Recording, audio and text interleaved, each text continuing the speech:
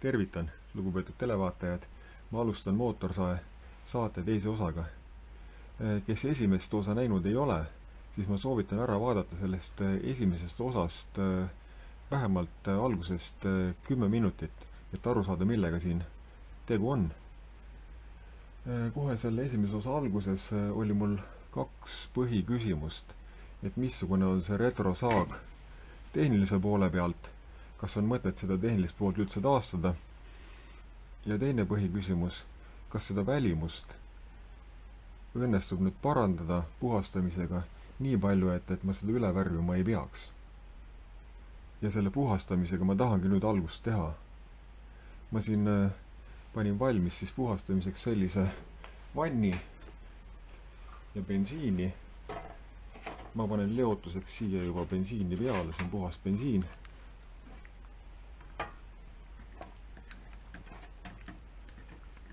Tavaliselt ma teen sellist asja väljas, sellepärast et bensiiniaurud siin garaažis sees ei ole head. Tavalise WC paberiga suurema õli ja mustuse hõõrun maha.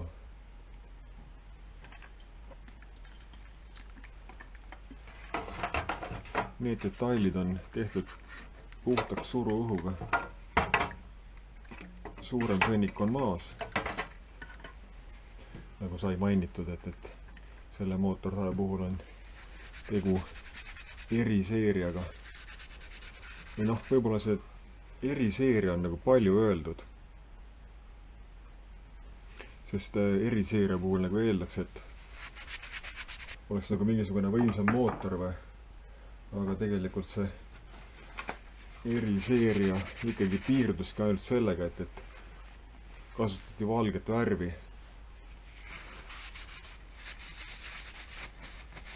Muus osas on ta tavamudelitega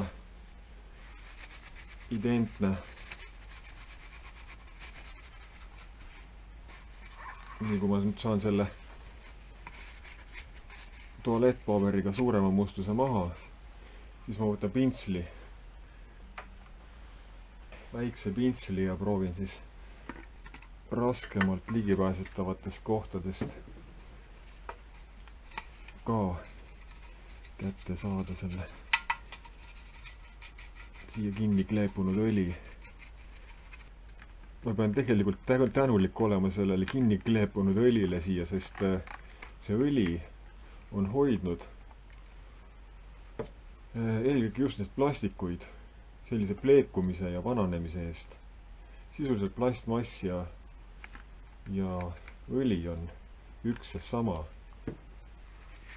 Lihtsalt vahe plastikul ja õlil on selles, et molekuli ahela pikkus on plastikul pikem. Ja see õli mingil määral läheb siia plastmassi sisse ja hoiab seda plastmassi nii-öelda noorena.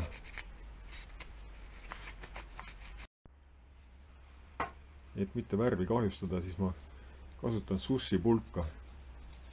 Sellega saab hõõruda niimoodi, et värv viga ei saa. Kui tahtsin teha kruvikeera, kas kruvikeer nagu lõikab sisse.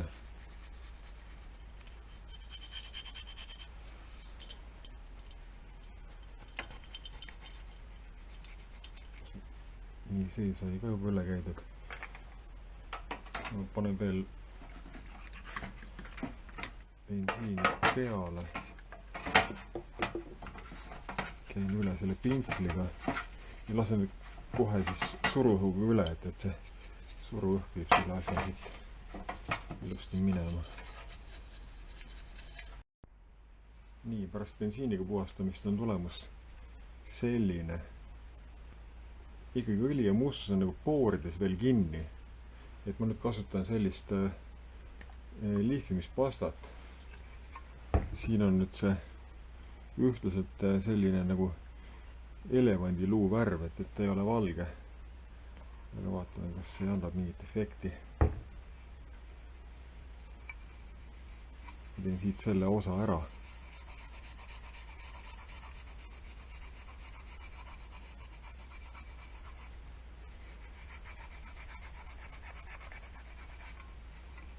Nii, ja siit läheb siin on toonivahe selge olemas, et ikkagi siit sügava värvi pooride seest on vaja ka see asi kätte saada. See bensiin ikkagi viis seda õli veel siia veel värvisse sügavamale sisse.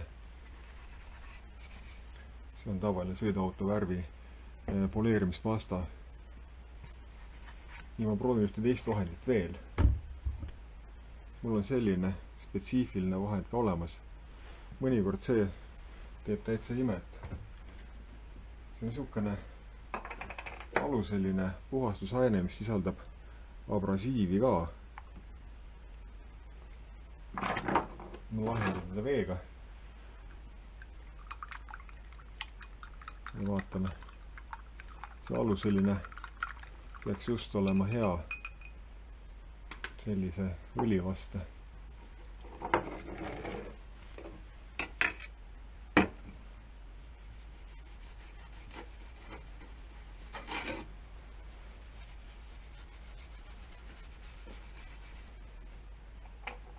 Niisugune tunne, et nagu kontsentratsioon on nagu ei ole päris õige. Sama. Nüüd võtab hästi, nüüd võtab hästi. Läheb sellisest elevandiluust, kollasest, kollakasse valgest valgemaks küll. Siit ma tegin ka juba selle pinna, tegin selle lihvimispastaga siit selle, aga see on nagu tegemata, see on see selline jäi ta pärast seda bensiiniga tegemist. Proovime siia ka selle asjaga.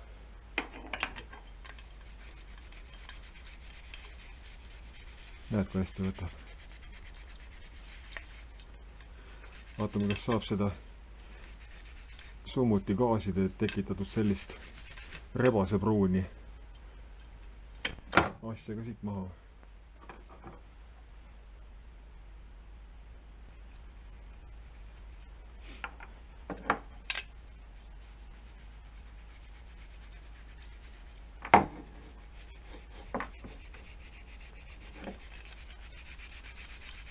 Midagi natuke läks paremaks, aga neid põlemisjälgida siit enam ei võta.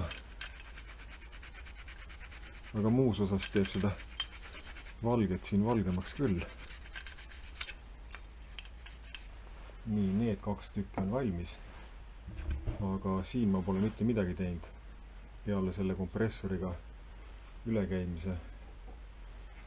Siin on nagu selline keskjoon. See pool on natukene mustem kui see. Ma proovin ära teha selle poole ja siis saab nagu võrrelda, kui palju puhtamaks saab. Ma arvan, et küsimus meil on vastatud, et kas läheb hulluselt puhtamaks või mitte, kas on vaja asja üle värvida või mitte. Mingit ülevärvimist pole küll mõtet teha. Suurepärane. Ma pesen need asjad veel feeri ja kuuma veega üle, sest nendel on selline bensiini ja õli hais ikkagi veel juures. Ja nüüd käisin feeri ja siis nende piinslitega veel üle ja ikkagi tuleb kuskilt veel midagi. Ja oli eile niisugune asi ka, et sai asi ikkagi korralikult puhtaks pealt. Võtad ja õigendad nende asjadega ja siis ikkagi jäävad mingisugused mustad näpujäljed peale. Et see on ka üks põhjus, miks neid mootorsaage valge värviga ei tehta.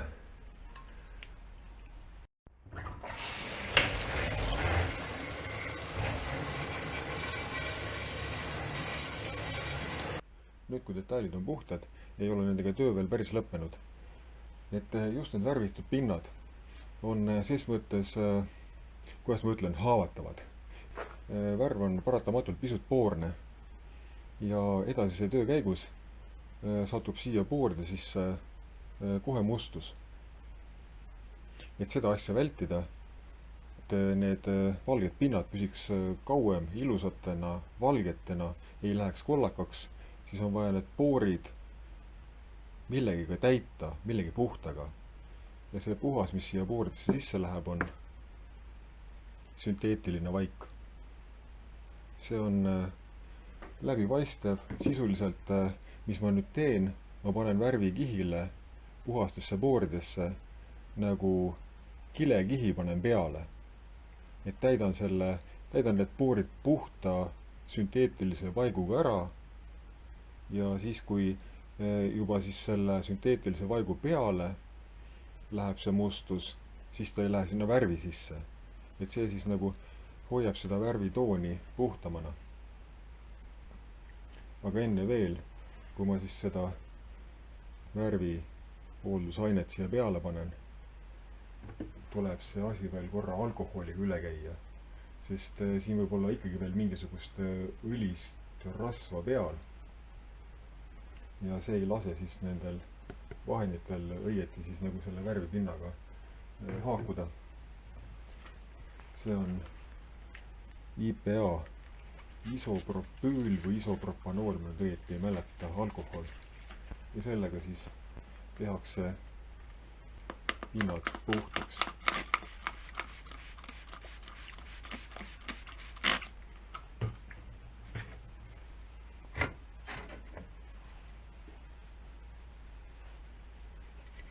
Kogu valge pinna teen puhtaks. Nii, ja nüüd ma siis kannan selle peale. Sõiduauto värvidele on pandud siis peale poleerimist või üldse nagu hoolduseks pandud vaha peale. Kõige tuntum on nagu see Carnauba vaha. Aga see on juba tegelikult eilne, et mitte öelda üleeilne päev. Moodsamad vahendid on ikkagi sünteetilised vaigud või siis kasutatakse ka siis keraamilisi katteid. Et see on nüüd selline tüüpiline, mis on siis sünteetiline vaik. Vahe siis selle ja siis selle Carnauba vahel on, et see püsib peal julgelt 5 korda kauem. Ja ta on hästi, hästi vett hülgav. Lapi teen täiesti märjaks. Sellel on hästi meeldiv lõhn.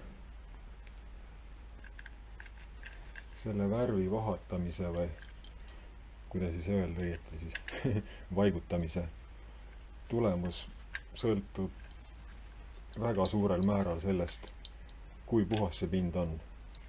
Et see, mis ma alkoholiga tegin, et see on vältimatu, kui head tulemust tahta.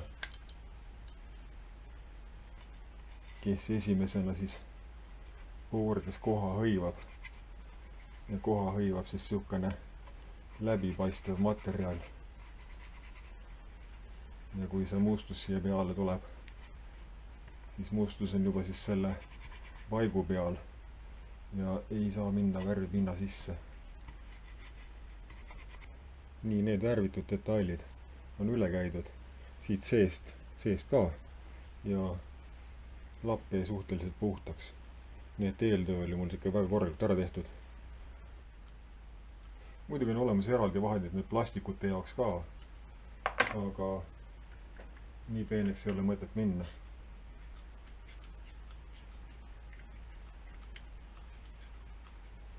Kui siin plastikute puhul nagu seda tooni muutust ei ole vaja karta, siis ma teen selle asja ikkagi ära, sest pärast selle vahendiga töötlemist ei hakka mustus siia nii lihtsasti külge. Tähtis ei ole ka võib-olla nii palju hõõruda, nagu ma teen, et ma lihtsalt hõõrun seda, et kogu see pind saaks selle vedelikuga kokku. Ja sellest piisab. Käepidemal on siin see S-kruvi. Siin sellega saab karburaatori tühikäigu pöördeid reguleerida. Tavaliselt on see tühikäigu reguleerimiskruvi mootorsaagidel karburaatori küljes. Aga siin on jah neid eri lahendusi nii palju, et jääb just nagu sihukene mulje, nagu keegi meelega oleks tahtnud siin selle saa juures nagu teha asju erinevalt.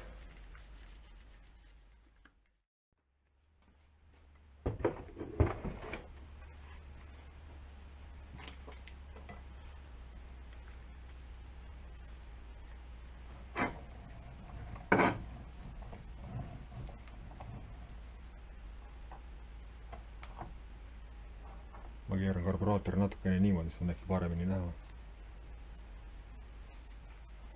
Üks asi, mida ma kardan, et siin karburaatori sees võib olla ka roostekahjustus. Nii, polt on ära võetud. On suht kõvasti kinni. Nii, see gaas, mida ma nüüd siin tahan maha võtta, on siis see bensiinipumba gaas. Aga ei taha tulla. Oh, nii. Ikka tuli. Nii. Mida me siin näeme?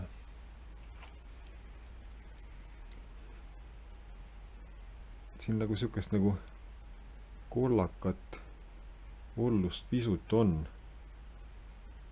Aga see ei ole rooste. See on võib-olla mingi ära kuivanud bensiin.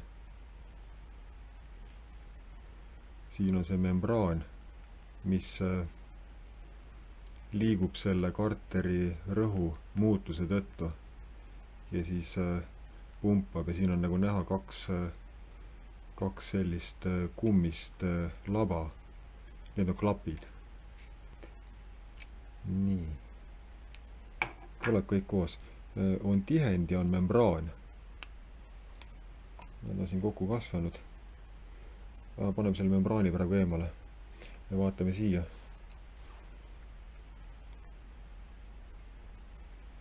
Nii, mis siin on? Siin on selline ilus kollakas, mingi nagu õlikarva asi. Vaatame. Ta ongi nagu õli. Täpselt nagu õli.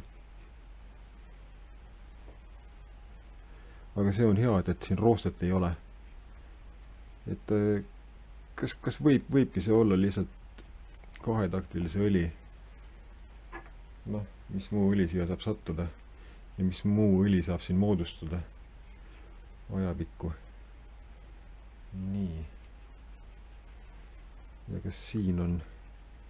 Siin peaks olema selline peene sõel. Proovi selle sõela kätte saada. Tuleb ilusti tervelt välja. Ja nagu näha, et see sõel on, kas ta on nüüd roostes või ta ei ole roostes, aga ta on selline roostepruun. Kui ma teda siin lapi peal puudutan, siis ta teeb selle lapi õliseks. See on ikka õli. Ja ma vaatan ta vastu valgust, et kas mu valgust paistab läbi. Paistab suht hästi läbi. Et nagu näha, et prahti siin ei ole. Et selle karburaatori pumba pool on tegelikult väga puhas. Väga kõvasti kinni kleepinud ennast siia need kaks asja. Ongi niimoodi, ma tõmban nad ära ja siis osa selle tihendi materjalist jääb selle kummimembraani materjali külge. Noh, tihend on nagu tihend ikka. Aga see membraan peab olema nüüd elastne. Ja noh, elastne ta ei ole.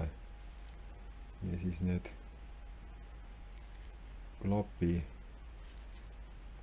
labad peavad siis olema enam sirged, noh, mitte sirged, vaid nad peavad siia selle pinna vastu puutuma. Et nad ei tohi olla kuidagi sellise asjad, nad on nagu üles või alla ära paindunud.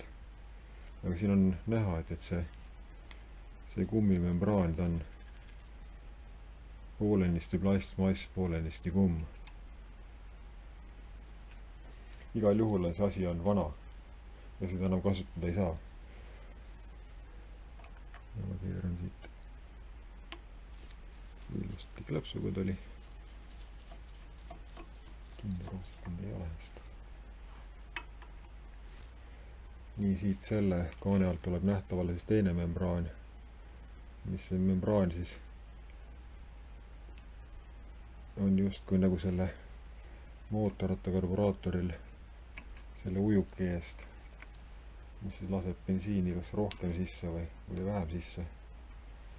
Nii, siin roostet ei ole, nagu näha, siin on väike auk sees, et atmosfääri rõhk peab siia sisse sattuma, siin natukene nagu mingisugust saepuru taolist asja on, minimaalselt, mis on normaalne. nii, ja siis see membraan nüüd peab olema ka elastne.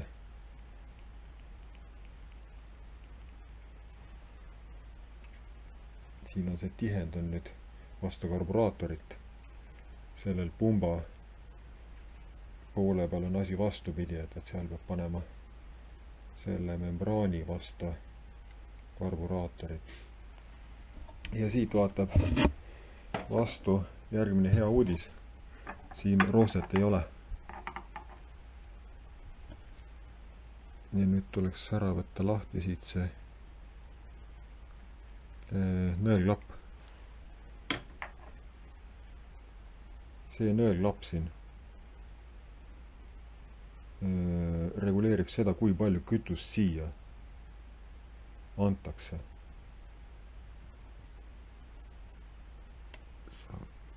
Nii, ilusti klõpsuga tuleb lahti. Kvaliteetne Valvro karburaator. Nii. Ai. Tegelikult ma võtsin liiga vara selle asja lahti. Ma oleks enne pidanud kontrollima,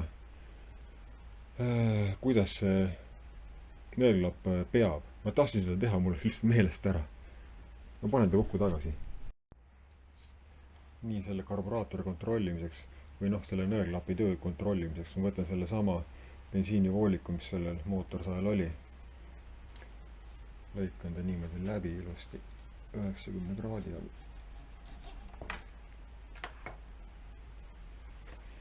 Muuseas, siin on näha, et see kütusefilter, et ta on selline hele pealt. Ja suhteliselt puhast ka. See mustus, mis on, selle ma ise siia teinud. Et nagu näha, et selle sael ikkagi on kütusefiltrit vahetatud. See, et karburaatorisse mingisugust prügi ega puru ega mingit ollust ei ole, on osaliselt kindlasti selle kütusefiltri teene. Vooliku otsa tihedalt surun siia siis selle ava vasta, kust siis bensiin siseneb siia sellesse kambrisse, kus ta läheb siis tüüsidesse ja tüüsidest ta läheb siis karburaatorist välja mootorisse. Ma annan nüüd siit rõhku, puhun siit sisse ja kui ma nüüd praegu puhun, ma lükkan selle siin ilusti vastu, et loodetavasti tihendab siin ilusti ära. Ja kui ma nüüd puhun ja nõelklapp on kinni, siis õhku läbi ei tohiks tulla siia, läbi selle nõelklapi.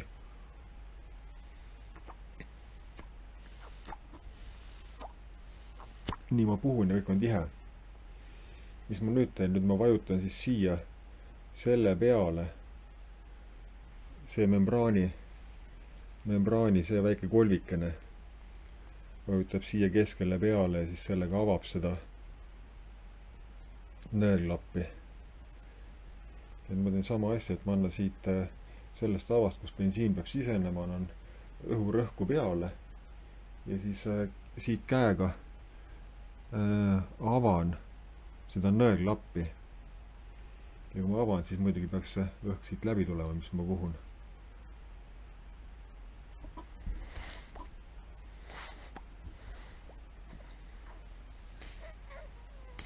Töötab. Siin ma isegi arvan, et siia teile kodudesse kostub see asi ära. Ma annan pidevalt rõhku peale ja nii kui ma vajutan, siis peaks kohe olema kuulda.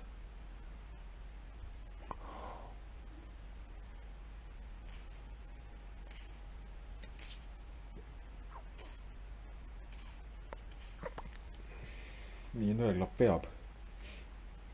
Muidugi seda oleks korrektne siis vastava testeriga testida, aga nii saab ka. Ja ma arvan, et ma ei arva praegu midagi. Ja mul peaks isegi olema siin uus komplekt olemas kuskil. Ei hakka praegu otsima. Siin on üks ristipea. Ja mis ristipea? See tundub olema PH1. Neid ristipea standardid on ka erinevaid, et igal pool on igast erinevad standardid, et tuleb võtta ikkagi see PH1 kruvi keerajad, et neid asju ma ei tahaks üle keerata siit, sest seda kruvi pärast leida võib olla raske. Igal pool erinevad standardid. Muuseas, lati kinnitamisel mootorsae külge on ka omad standardid, missugused need avad peavad olema, kus kohas need avad peavad olema. Ja siin on 5 erinevat standardit. Selle mootorsae latt sellele ei lähe. Selle mootorsae latt sellele ei lähe. Stiilidel on niimoodi, et ega selle stiili latt ei lähe sellele. K095, K041, K216, kui ma õieti mäletan. 3 erinevat ekot. Nende 2 latid on omavahel vahetatavad. Jah, on. Need ei ole. Nii, nõuetekohane PH1 kruvikeeraja on leitud. Nii, oli ilusa klõpsuga lahti. Jällegi saab kõvasti kinni. No nii, tuli lahti. Nii, mida me siin näeme? Siin on puhtus. Ja nüüd väntvõll. Ma olen seda väntvõlli juba eetriväliselt vaatanud. Ja siin on näha, et siin on roostetäpid. Ja ma kahtlustan seda, et siin laagrites on samamoodi roostekahjustused. Ma kontrollisin lõtke, aga need lõtkud on väiksed. Või siis võib öelda normi piires. Noh, nii palju nagu ise käega ja kogemustega aru saab. Mis tähendab seda, et see mootor tuleb pooleks võtta. Kui seda väntvõlli veel nagu konstruktsiooni vaadata, siis see alumine kepsu laius on küllaltki väike. Nii et mingisugust meeletut forsseerimise ruumi sellel mootoril ei ole. Ja mis on tähelepanu väärne, et siin on näha, et sellel väntvõllil on vasturaskus ainult ühel pool. Nüüd on seda vasturaskust näha. Et see on tehtud sellepärast, et saaks lahti võtta seda kepsu alumist laagrit. Tavaliselt mootorsaagidel see kepsu alumine laager ei olegi lahti võetav. Siin on täiesti võimalik, ja ma seda kaameras praegu teen ka, sellepärast ma pean selle mootori niimoodi lahti võtma. On võimalik viia see niimoodi siia. Ja näete. Ja nüüd on võimalik see siit niimoodi välja ajada. Siin on 12 rollikut või nõela või nõellaager ilma separaatorita. Nüüd on küsimus jah, et kuivõrd kahjustunud on see väntvõlli pind, mis on ühtlasi ka laagri pinnaks. On siin ka nõellaagrid. Enamus saagidel ja traditsiooniline lahendus on, et siin on need kuullaagrid. Aga sellel on nõellaagrid. Ühe selle karteri peale, ehk see valge osa, mis siin on võimalik ehitada mitu erinevat mudelit. Mingisuguse kindlasse mudeli perekonda kuulub see saag, jah, selle karteri põhjal. Kõik selle mudeli perekonna saed kasutavad sama kolbi ja sama väntvõlli, mis on hea asi sellepärast, et kui valmistatakse väntvõll ja valmistatakse see vasturaskus, see, mis seal all on, siis see vasturaskus ei tehta mitte mingisuguse suvalise massiga, vaid ta tehakse vastavalt kolvi ja kepsu massile. Ehk see asi peab olema pöörlemisel tasakaalus. Paljude teiste mudeli perekondadega on selline lugu, et kui kasutatakse erinevaid kolbe ja samat väntvõlli, siis paratamatult mõned saed on siis sellised, mis tegelikult ei ole hästi tasakaalus. Ehk see väntvõlli vasturaskus ei vasta hästi sellele kolvi ja siis selle kepsumassile. Aga kuna seda varianti nüüd tehti ainult ühe selle sama kolvi, ühe selle sama kepsuga, siis võib eeldada, et see vasturaskus vastab täpselt sellele kolvile. Mis omakorda tähendab seda, et vibratsiooni peaks sellel sael olema vähe.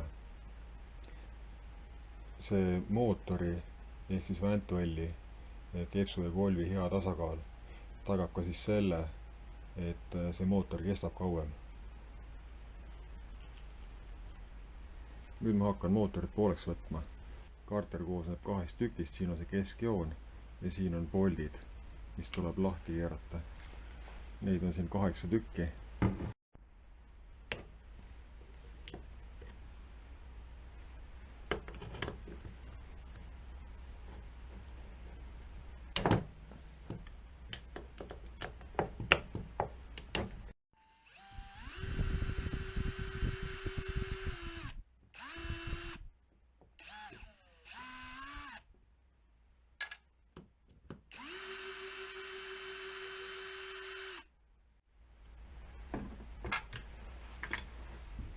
Kunagi 1,5 aastat tagasi ma tegin mitu videot selle mootorsae kapitaalremondist ja seal oli üks kõige raskem koht nende väntvõlli laagrite pressimine ja üldse mootori pooleks võtmine. Siin on nüüd nõellaagrid ja nõellaagrid liiguvad, kuidas siis öelda, radiaalselt ehk niimoodi selle väntvõlli peal vabalt. Nii et teoreetiliselt peaks olema selle mootori lahtivõtmine, karteri lahtivõtmine tunduvalt lihtsam ja kukkupanek samuti. Ja nende laagri lõtkude paika häälestamine langeb siin ka ära. Nii, pollid tuleb ilusti lihtsalt välja. Ma panen nüüd kõik need sarnased asjad sellistesse plektoosidesse. On pärast kokkupanemisel vähem mõistatamist. Ja selline soovitus veel, kui keegi sellist tööd teeb, et siis on see asjade nagu järjekord on ka, siin on nagu näha erinevad shape'id. Siis niimoodi tehes teab, missuguses järjekorras need asjad kokku käivad. Nii on proovin nüüd tõmmata karteri pooli lahti. Ei tule.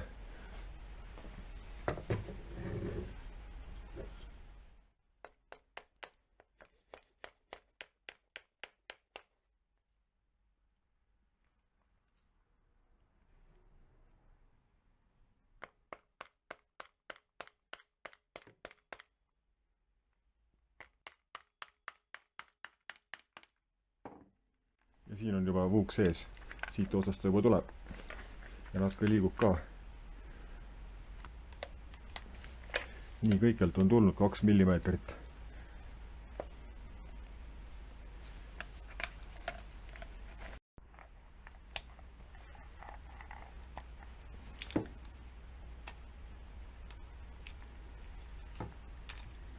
Ime lihtsalt tuleb karter pooleks. Nii. Mida me näeme? Me näeme bensiinipaaki siin. Selline suur õõnsus on siin sees ja teine pool bensiinipaagist on siin. Äge. Nüüd saab bensiinipaagi ka seest puhtaks teha. Ja nagu siit näha on, et ongi nõellaagrid. Nii, kas siin mingisugust seibi või puksi ka on ees või? vaatame. Siin ei ole, aga siin, näed, siin on. Selle kohe eraldi. Siin peaks täitsa tegelikult need kirja panema, et kumma pool need on, et võib-olla nendel on paksus erinev. Nii, see on siis süütepoolne.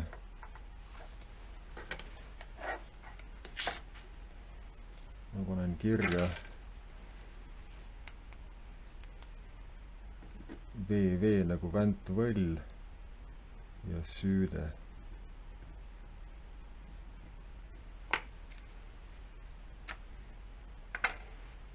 Enne karteri poolte lahti võtmist ma võtsin välja need kepsu nõellaagri nõelad.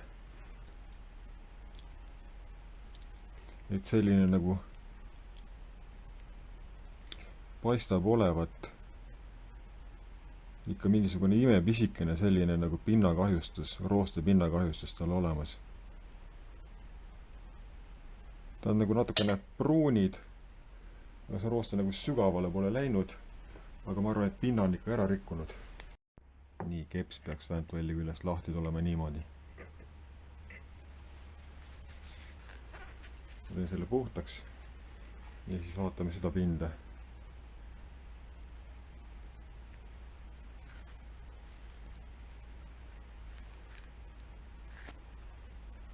On olemas roostekahjustus. Siin on kohe sellised näha, millistes kohtades need nõelad on olnud. Et nagu see koht, kus nagu nõel on ilmselt nagu kontaktis olnud. Väikesed sellised triibud on siin näha. Nii et ma arvan, et kui see ikkagi ära lihvida, enam poleerida, siis ta on veel kasutatav. Ma muidugi mingisugust töölooma sellest asjast ei ehita. Et uut kepsu ma ilmselt ostma ei hakka. Nii. Ja nüüd teine väga huvitav asi, et see pind nüüd, mis siin on, oli siis kontaktis selle nõellaagriga.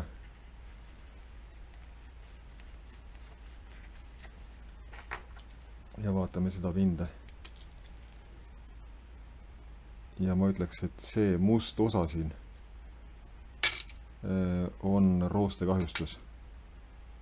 Kui ma viin küüne üle siit, siis ta on ikkagi sile, et enam-vähem sile, et ma arvan, et hädapärast poleerib selle ka ära ja läheb uuesti kasutusse. Iseenesest ma vaatasin, et on täiesti uusi väntvõlle ka müügil. Ja nad on hinnaga suurusjärgus 100 eurot. Kepsulaagri pind siin.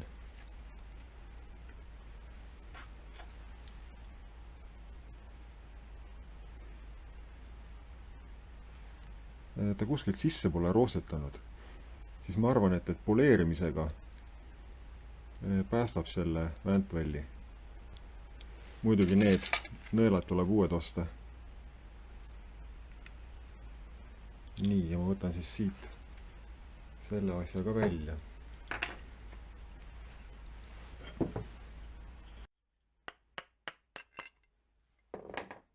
Imelihtne on. Nõellaagrit üks see pluss ongi, et paigaldamine ja remont on lihtne. Nii, ma panen siis selle seibi jälle kirja. Et mis ta siin on. See on nüüd siduripoolne ja väntvõlli distantsseib. Siin on oluline, et see väntvõll oleks telgsuunaliselt ilusti sellises kohas karteris sees, et see keps püsiks täpselt nende nõelte peal. Nagu näha, et see keps on siin üleval tsentreeritud, ta käib telgsuunaliselt 1 millimeeter. Ja see kolb hoiab seda kepsu õiges kohas, siin niimoodi. Aga nüüd need seebid, mis ma maha võtsin, nende seebidega siis saab väntvälli liigutada sinnapoole või sinnapoole. Või kui need seebid ära jätta, siis see väntvõll võib niimoodi natukene liikuda ja siis keps ei toeta täispinnaga siia nende nõelte peale, mis ei ole hea. Ja väntvõlli välispinda vaadates ka, siis on nagu näha, et siin on ikkagi rooste täppe või noh, selline ühtlane kiht. Pilt ei ole hea, aga mitte lootusetu. Selle nõellaagri ja selle võllitihendi vahepeal on veel stopperseib ka.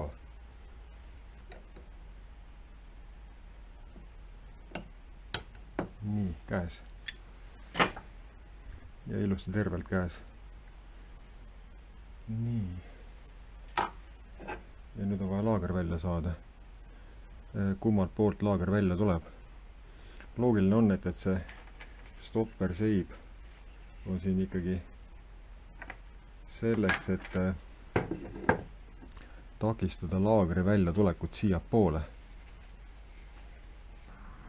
Loogiline on, et see laager tuleb sinna poole välja ajada.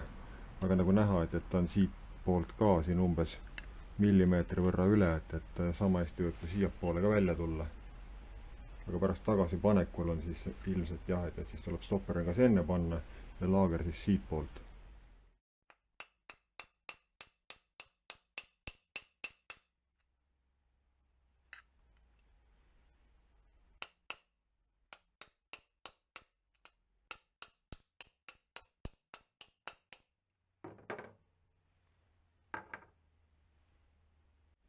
Siin sellise väiksemat sorti haamriga koputamisega see laager siit välja ei tule. Ja ma ei taha kõvemini ka lüüa.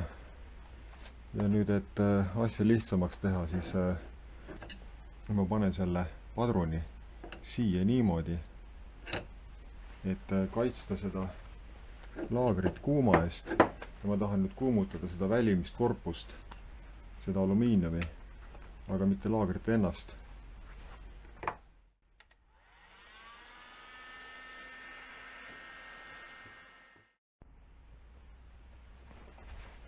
Nii, asi on ilusti kuum ja teine katse.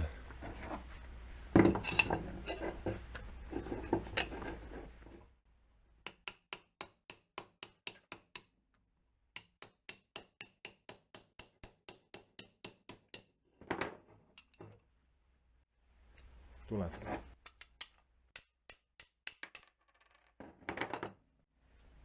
Õnnestus, päris hästi õnnestus. Nii ja laager on mõõdukalt soe. Vaatame selle võllitihendi veel üle, et kui elastane see kumm on küllaltki kõva.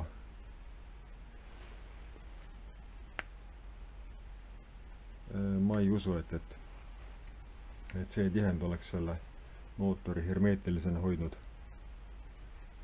See oleks tulnud välja vahetada nii või teisiti, ka siis, kui ta puru ei oleks olnud. Nii, ja see laager.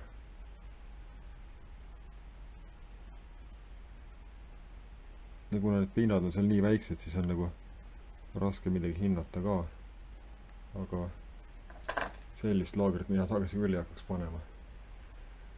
Et kui mitte midagi muud üle ei jää, siis võib selle laagri ära pesta, ära poleerida see väntvõll ja panna tagasi.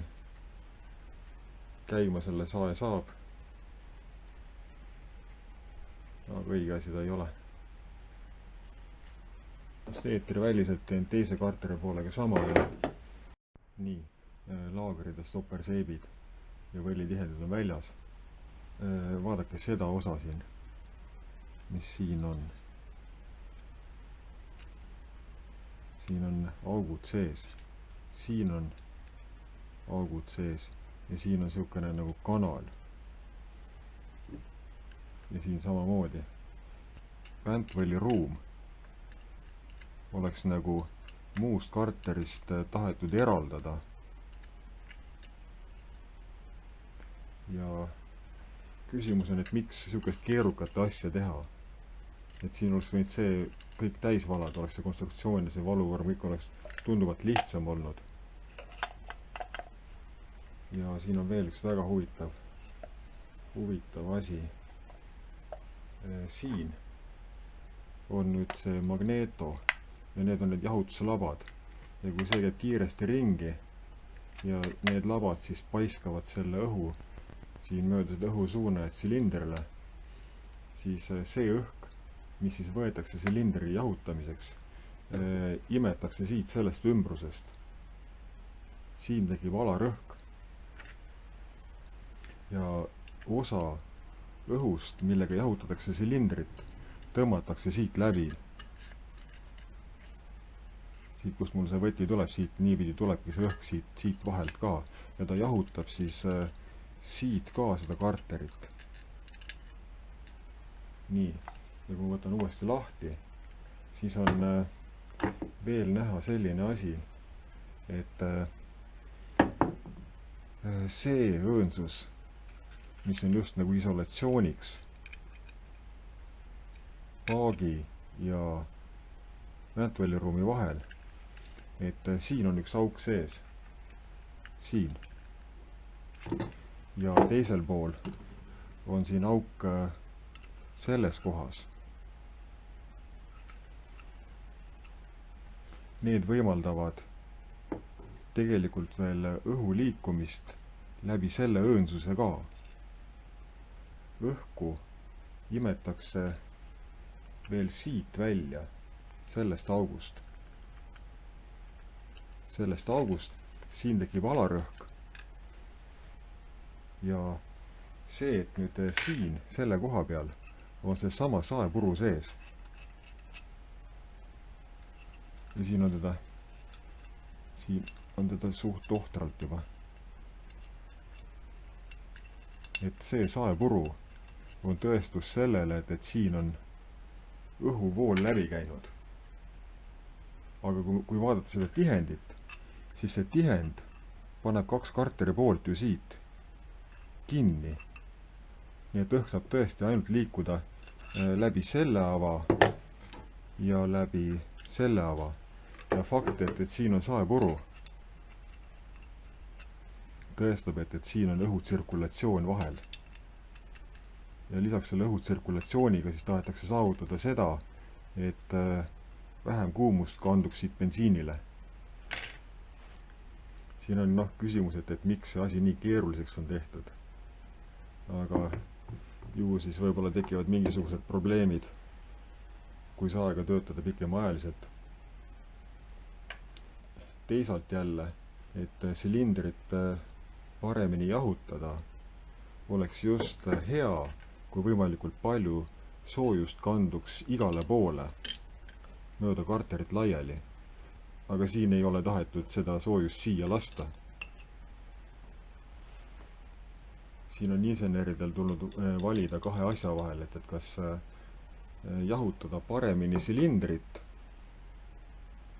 või siis hoida bensiin mitte nii kuumana.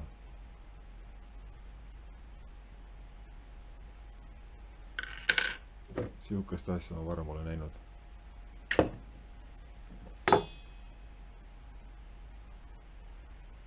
Et see lahendus, et siin karteri sees on bensiin, ei ole üldse hea. Tänapäeva saagidel on siin selles paagis hoopis õli, ketiõli. Kütus on eraldi selle käepideme sees olevas plastikpaagis. Nii ma selle video huvides ostisin välja sellised karteripooled. Need on Stihl 026 2001 aasta. Sama saag, mis see. Ja siin saame seda karteri poolt siis võrrelda siis see on Stihli oma ja see on siis Saks Tolmar. Ja nagu näha, et siin mingisugust eraldi karteri jahutust veel ei ole ja mingisugust vaheruumi siis õlipaagi ja karteriruumi vahel samuti mitte. Et siin siis viiakse see soojus rohkem laiali sellele mootoriplokile. Ehk soojusmahtuvus on tal nagu suurem. Saag on siis, võib öelda natukene, et nagu lühiajaliselt rohkem ülekoormatav võib-olla. Ja siin on tehtud siis 2 erinevat vahejahutuskambrit.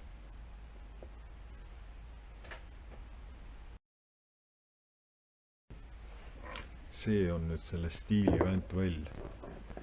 Ja kui vaadata seda laagrit, siis see laager on nüüd siis see tavapärane kuullaager. Ja kui võrrelda neid laagri suurusi, siis on väga suur vahe. See on nagu selline klassikaline disain. Ja see väntvõll on 2-osaline, et on valmistatud see pool ja see pool ja need pooled on omavahel kokku pandud siis nagu selle võlliga, mis siin on siis nagu sisse pressitud.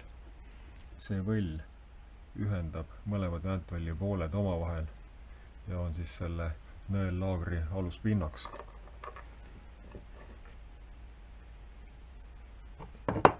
See väntvõll on monoliitne.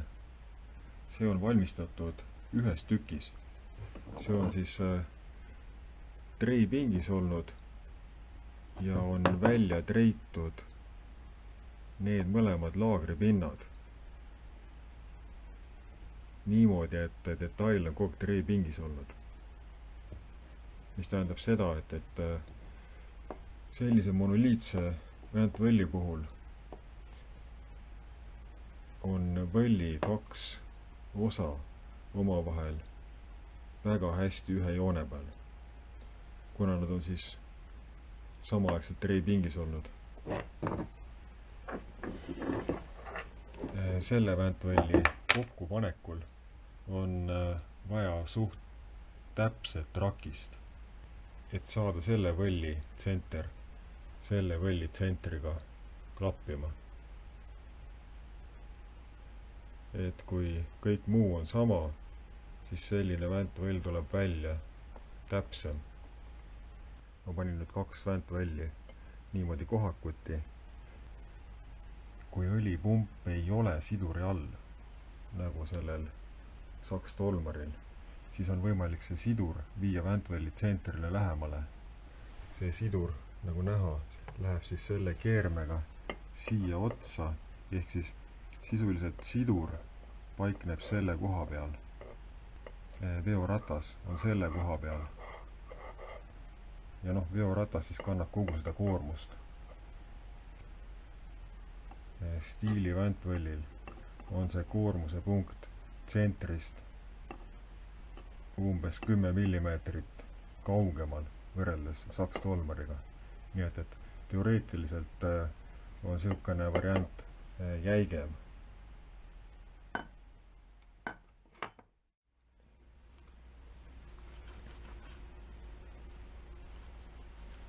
Nii, ma siin käin selle mootoriploki värvi ka lihvpastaga üle ja konserveerin selle valge värvi.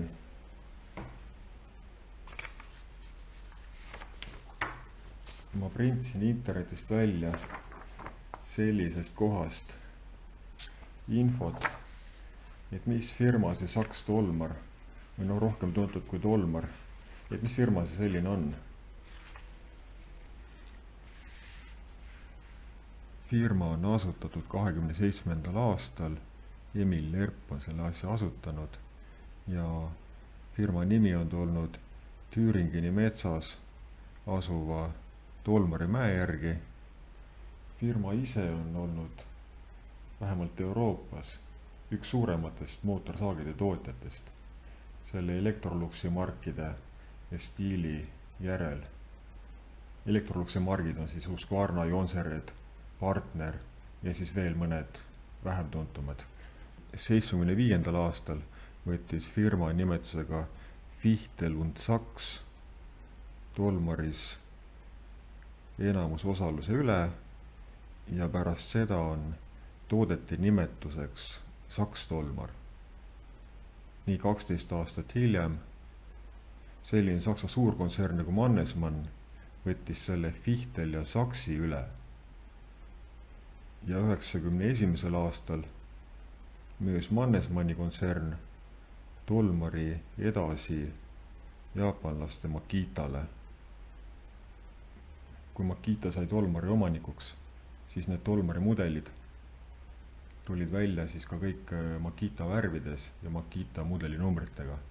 Kogu selle tolmari ajaloo lõpuni toodeti siis paralleelselt tolmareid, mis olid reeglina siis oranži või punakas oranži värvi, ja Makitad, mis olid sellised Makita sinakas rohelised, neid toodeti täiesti paralleelselt ja seal vahe nendel mudelitel oligi vist praktiliselt ainult värvis. Ja siin on siis näha, et missugused mudelid on siis tolmari mudelid, missugused on siis selle tolmari mudeli Makita analoogid. Siin on erinevad mudeli perekonnad ja siis praktiliselt kõikidel saagidel on olemas siis Makita analoogid. 2017. aastal tuldi ära Põhja-Ameerika ja muudelt turgudelt. Nii, ja siis kurb lõpp sellele firmale tuli 2022. aastal. Teatati, et bensiinimootorsaagide tootmine lõpetatakse ära. Neid bensiinimootorsaage toodeti Saksamaal Hamburgis. Kusjuures pisemaid mootorsaage umbes aastast 2015 toodeti juba Hiinas. Siin on huvitav lause. Endiste töötajate sõnul tootmisseadmed demonteeriti ja utiliseeriti. Seega ammu enam ei eksisteeri sakstolmarit ega tolmarit enam mitte. Mis siin veel huvitavat on? Siin tuleb üks peatükk, tolmari viimased mudelid. Siin on nagu tabeli kujul välja toodud need mudeli perekonnad. Huvitav on see, et mõningaid mudeleid tehti kollase värviga ekstra Prantsusmaa turu jaoks. Ja nende kollaste mudelite puhul siis see mudeli number näitas umbes töömahtu. Mudeleid ja mudeli perekondi on päris palju. Üks mudeli perekond, teine, kolmas mudeli perekond, neljas mudeli perekond, viies mudeli perekond, 13, 14. Siin tuleb peatükk Saks tolmari mudelitest. Kõige väiksemad olid selliste numbritega, töömahtudega siin 33 ja 39 kuupsentimeetrit.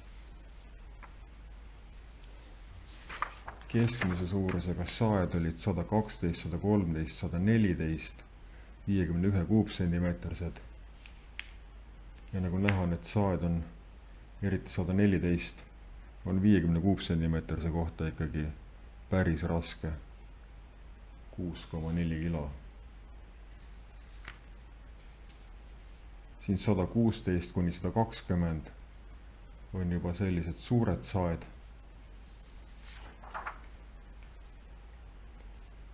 Nii, ja need 103, 105, 108 on nüüd see mudeliperekond, millesse minu see 108 kuulub. 108 on siis siin ja tal on mootori võimsus sama palju kui 105. 103 on deforseeritud variant, 1,7 kilovatti asemel on 1,3 kilovatti. Ja kui ma olen varem kogu rääkinud, et see mudeliperekond koosnes nendest kolmest saest, siis tegelikult oli veel kollast värvi mudel 40. Ilmselt ka võib-olla siis prantslaste soovil. Aga võimsust on tal sama palju nagu 105. Ja nagu siin kirjutatakse, et see mudel 40, et selle seeria numbrid algasid 105-ga. Tõenäoliselt oli ainult värvi vahe. mida siin kirjas ei ole, aga toodeti ka ühte vankelmootoriga mudelit, mis on siis kollektsionääride seas suures hinnas. Miks siis firma üldse likvideeriti, et põhjus on ikkagi globaliseerumine ilmselt. Saksamaa tehases tootmine ilmselt osutus ikkagi liiga kalliks. Ja et selliseid kalleid ja kvaliteetseid asju müüa, siis peab kaubamärk olema väga tugev.